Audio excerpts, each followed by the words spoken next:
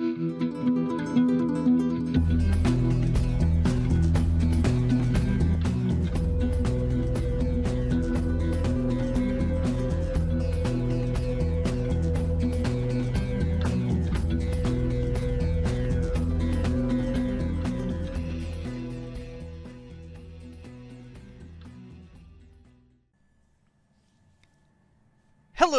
citizens. We are reviewing the Scorpius. This is one of the videos that I recorded during the free fly where we were doing the ship showdown and looking at the top 8 ships and what I thought about them based on the time that I took them out and whether or not I would have voted for them or considered them as one of the best ships for the best in show. So the Scorpius got quite a few votes and is a favorite by a lot of citizens in Star Citizen. Now, if anyone watches my video, they know that if there's one thing I'm not really into, it is a lot of either the FPS or, more specifically, even the ship combat.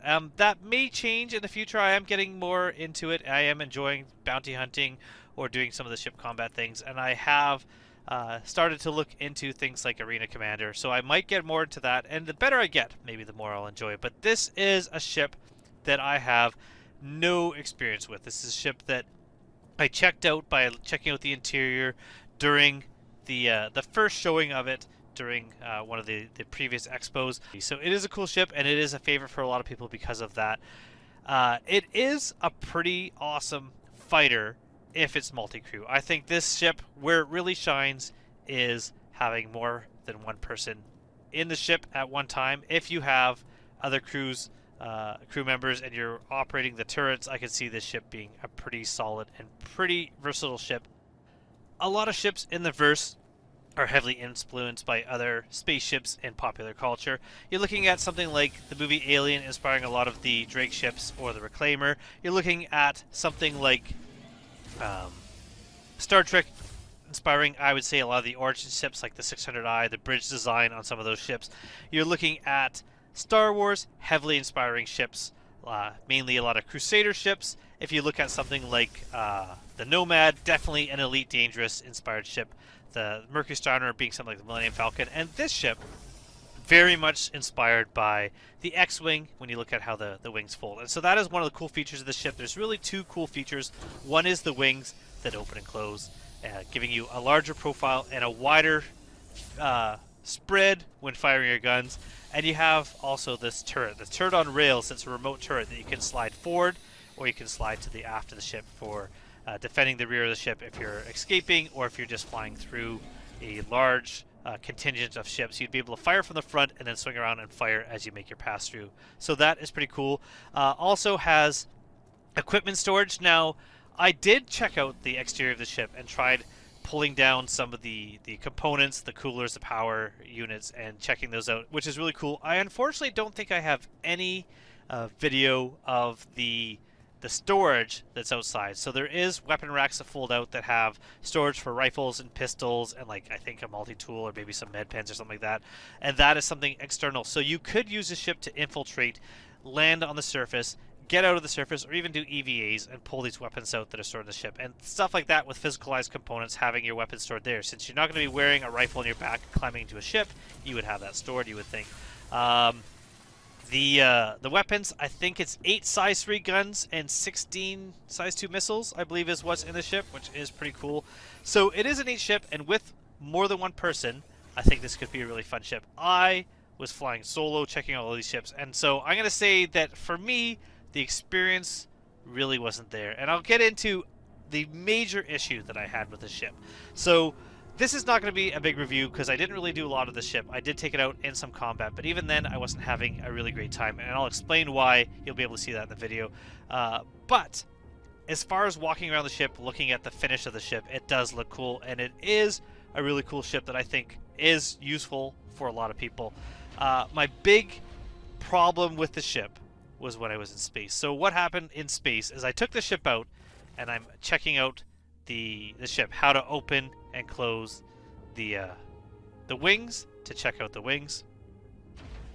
The keybind to open and close the wings to change its configuration, I believe, was Alt-K that's what you would use to open and close the wings. If it's not working for you, you may have to change your keybind or look in the keybinds that are in the game and find out what it is. But I believe it was Alt-K opens and closes them. So I was checking out this ship, and you can see firing 4 guns. They fire straight ahead, a lot of fire. But I closed the wings and opened them again, and only the bottom wings were firing, and I could not find a reason for this. I could not get them to work.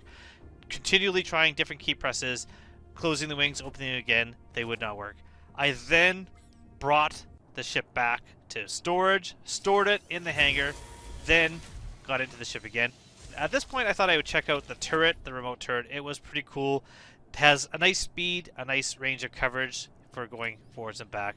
But then, from the ship again, I took it out, and I thought I would do some bounty hunting. So I took a bounty hunting job, headed towards the asteroid belt, and opened the wings into their new position. And now, only the top guns were firing and not the bottom. So I started having the exact same issue again. So I did do the bounty hunting mission, did fire the guns, but this was the major issue I had, is that the guns that were firing kept breaking. I couldn't get them to fire correctly anymore. Reclaiming the ship somewhere else, storing the ship, powering it down, powering up, I couldn't get it to fix. And so for me, this was a pretty major bug. That, coupled with the fact that I am just not much of a combat pilot, and this is definitely not really, in my opinion, a solo ship. This is one that really needs a crew. This is why, personally, I wouldn't have voted for this ship as far as best in show. Some people may disagree, some people love the Scorpius, and if you play with friends, this ship, I'm sure, is awesome. But as a solo pilot, it just didn't get my vote. One thing I will say is that besides how cool it looks with the wings folding in, landing this ship is a lot easier with the ability to fold it into a smaller shape. It does make it more maneuverable, makes it easy to land, easy to store.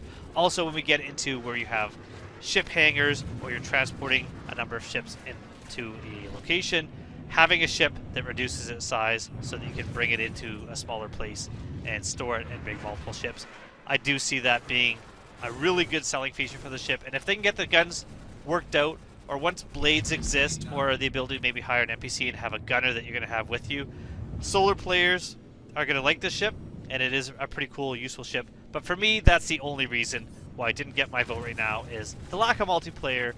For myself personally, it's not a solo ship, this is only a ship for groups, and the guns. The broken guns were an issue.